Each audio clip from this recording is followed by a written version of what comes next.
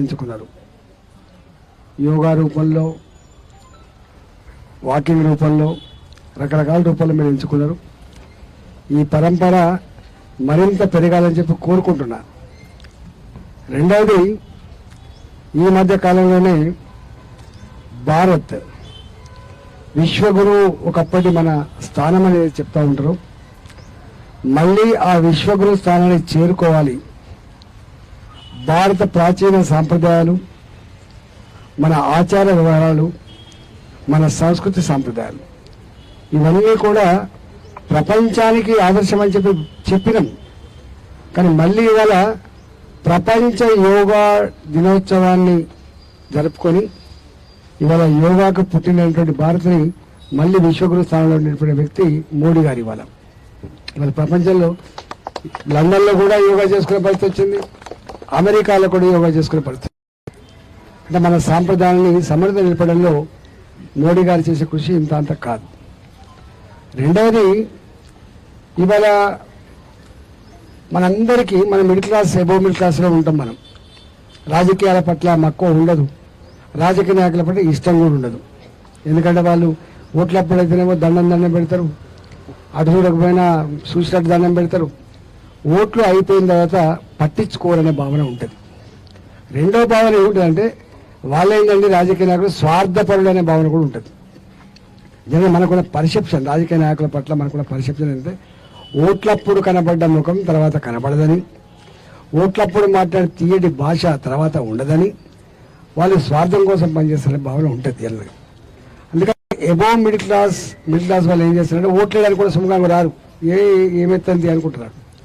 కానీ గత 10 సంవత్సరాల కాలంలో మోడీ గారి హయాంలో పర్సెప్షన్ మారింది. యదా రాజా తదా ప్రజ. రాజు మంచివాడైతే, పాలకులు మంచి వాళ్ళైతే మన ప్రశాంతంగా సుఖంగా ఉండడానికి ఆస్కారం ఉంటుందని చెప్పేటువంటి మొట్టమొదటి పర్సెప్షన్ ఈ జనరేషన్కి అందించిన వ్యక్తి మోడీ గారు. మనం అనేక మంది చూసాం, గొప్ప గొప్ప ప్రధానమంత్రి కూడా చూసాం. ఒకప్పటి పద్ధతి వేరు, ఇవాటి పద్ధతి వేరు. నాకు తెలిసి 1977 తర్వాత, 1977 తర్వాత ఈ దేశంలో సంకీర్ణ రాజకీయాలు తప్ప స్థిరమైన రాజకీయాలు లేవు. ఒకే పార్టీ దేశాన్ని పాలించే పరిస్థితి లేదు.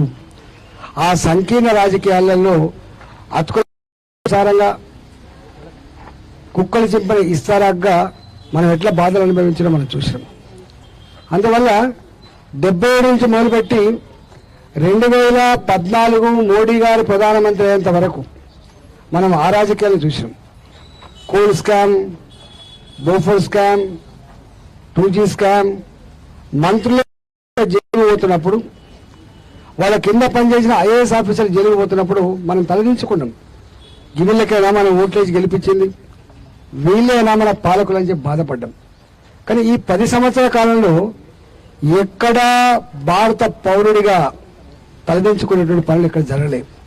No Bofors scam, no 2G scam, no school scam, ఇట్లాంటి ఎక్కడ లేవు. ఇవాళ అంటే 10 ఏళ్ల కాలంలో వాళ్ళు చెప్తారు, మన మలకాయికి వచ్చినప్పుడు చెప్తున్నారు, ఒక్కనాడు కూడా హాలిడే లేకుండా 365 days, ఒక్కనాడు కూడా జ్వరం వచ్చింది జలుబు వచ్చిందని తెలియలేకుండా 10 సంవత్సరాలు దేశానికి సేవ అందించిన నాయకుడు నరేంద్ర మోడీ గారిగా రికార్డుకి ఎక్కింది. ఇది మొత్తం చూడండి, హిస్టరీ అంత అనేక మార్పులకు చోటు చేసుకునే దశాబ్దం ఇది. అందుకని నేనంట ఈ దశాబ్దమే మోడీ గారి దశాబ్దం అంటాను నేను. ఒకప్పుడు జమ్మూ అండ్ కాశ్మీర్లో మన ఒక డాక్టర్ పార్టీలో జాయిన్ అయ్యాడు, బీజేపీలో జాయిన్ అవుతూ ఆయన పేరు భిక్షపతి. ఆయన అన్నాడు, నేను 2015కు పూర్వం, 2014 తర్వాత కూడా మళ్ళా జరిగిన పరంపర, 2015కు పూర్వము ప్రతి నిత్యము శ్రీనగర్ హాస్పిటల్కి బుల్లెట్ల గాయాలతో ప్రాణాలు అరిచేతులు పెట్టుకొని కాపాడమనేటువంటి ఆర్తనాదాల పేషెంట్లకు మేము ట్రీట్మెంట్ ఇచ్చినాం. పౌరులు కూడా అనేక మంది ఈ టెర్రరిస్టుల గాయాలతో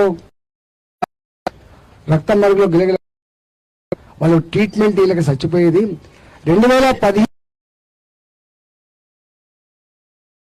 రక్తం మడుగులో గిలగిల కొట్టుకుంటున్నటువంటి పౌరులు లేరని చెప్పింది. అంటే జమ్మూ అండ్ కాశ్మీర్లో ఒక ప్రశాంతమైన వాతావరణం వచ్చింది. మీరు తెలుసు ఐక్యరాజ్య సమితిలో ఎప్పుడు డిబేట్ జరిగినా పాకిస్తాన్ లేవనెత్తుంది జమ్మూ అండ్ కాశ్మీర్ గురించి. ఇవాళ జమ్మూ అండ్ కాశ్మీర్ భారత్లో భాగమేనని, ఒకే దేశం ఒకే చట్టమని, మళ్ళీ కన్నెత్తి చూడొద్దని, మళ్ళీ నోరెప్పి మాట్లాడదని చెప్పి సంకేతం ఇచ్చి దబాయించినటువంటి దేశం, దబాయించిన నాయకుడు మోడీ గారు ఇవాళ. అంతేకాదు, మీరు పరిశీలన చేయండి, ఇవాళ పాకిస్తాన్లోని బల్చిస్తాన్, అక్బర్డ్ కాశ్మీర్, అక్కడి ప్రజానీకం కూడా ఇవాళ అంటున్న మాట ఏంటంటే మేము కూడా భారత్లో భాగమైతే బాగుండేటువంటి స్థాయికి వచ్చినాం. మనం గుర్తుపెట్టుకోండి. అన్న ఉడికిందాలే మొత్తం చూడం. మన పిల్లలు ఉక్రెయిన్ ఇక్కడ పిల్లల ప్రాణాల మీద ఆందోళన పడతా ఉంటే ఈ దేశంలో ఉన్నటువంటి ఆ అమ్మకు నాన్నకు మాటిచ్చిన మోడీ మన ఫ్లైట్ని పంపించి, మన మంత్రులను పంపించి, బాజాప్తా యుద్ధాన్ని ఆపిచ్చి, మన జెండా కట్టి మన పిల్లల్ని తీసుకొచ్చిన ఘనత కూడా మన దేశానికి దక్కింది. గుర్తుపెట్టుకోండి.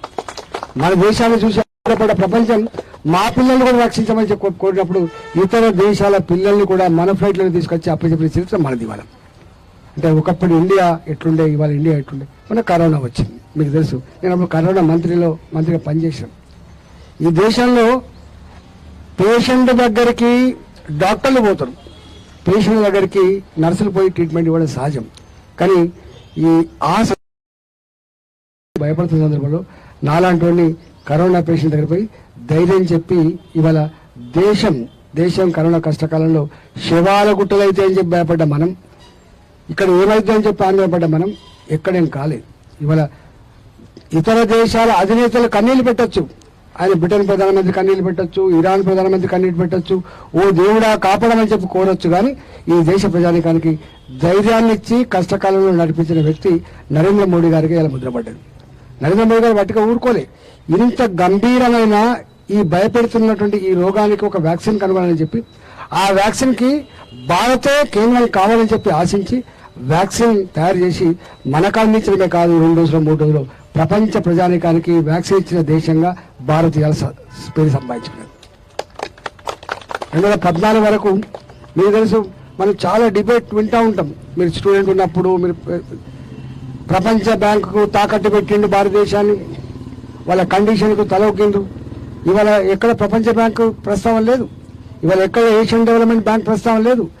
14 వరకు 11వ ఆర్థిక వ్యవస్థకు ఉన్న భారత్ ఇవాళ 5వ స్థానానికి ఎదిగింది. భారత్ రేపు 3వ స్థానం నిలబెడతా అని చెప్పి కలగంటున్నాడు మోడీ గారు ఇవాళ. ఇట్లా అనేకం ఉన్నాయి.